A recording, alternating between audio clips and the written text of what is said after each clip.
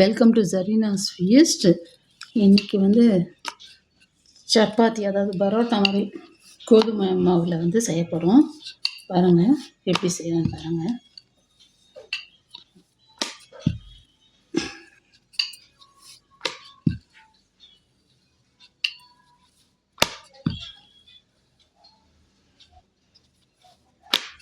கோதுமை மாவுலேயும் இந்த மாதிரி பரோட்டா செய்யலாம்.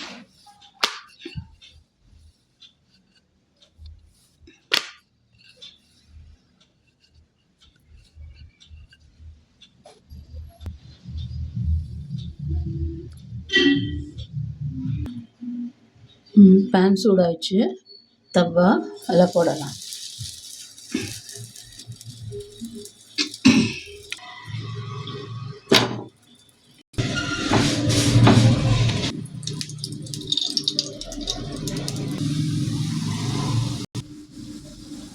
பாருங்க எப்படி எத்தனை லேயராக இருக்குது பாருங்கள். ஒன்று, அப்புறம் இங்கே பாருங்கள், அதுக்கப்புறம் இங்கே ஒரு லேயராக இருக்குது.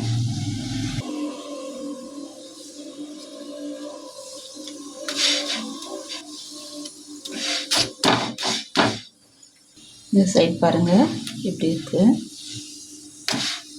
ஸோ இது கோதுமை மாவில் செஞ்ச பரோட்டா, சரிங்களா? எப்படி இருக்குன்னு பாருங்கள். நான் இப்படி தான் செய்வேன் எப்போவுமே.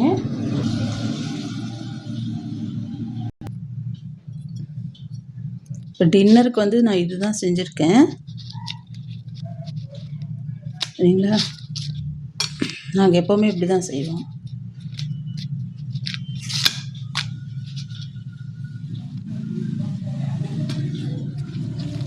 எப்படி இருக்குன்னு பாருங்கள்.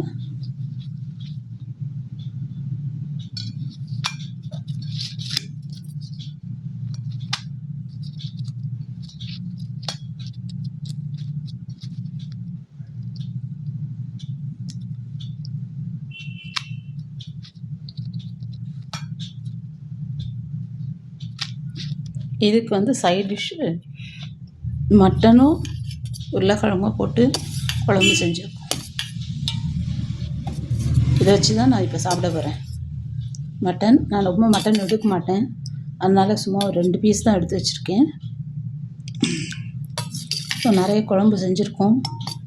இது வீடியோ எடுக்கிறதுக்காக கிண்ணத்தில் கொஞ்சமாக வச்சுருக்கேன். பாருங்கள் எப்படி இருக்குன்னு பாருங்கள். நல்லா இருக்குது பாருங்கள். ரொம்ப காரம்லாம் நாங்கள் சேர்க்கல.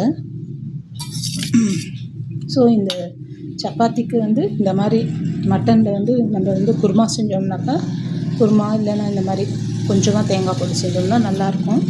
எப்படி இருக்குன்னு பாருங்கள். இந்த வீடியோ எப்படி இருக்குன்னு பாருங்கள். வீடியோ பிடிச்சிருந்தால் லைக் பண்ணுங்கள், சரிங்களா? அஸ்ஸலாமு அலைக்கும்.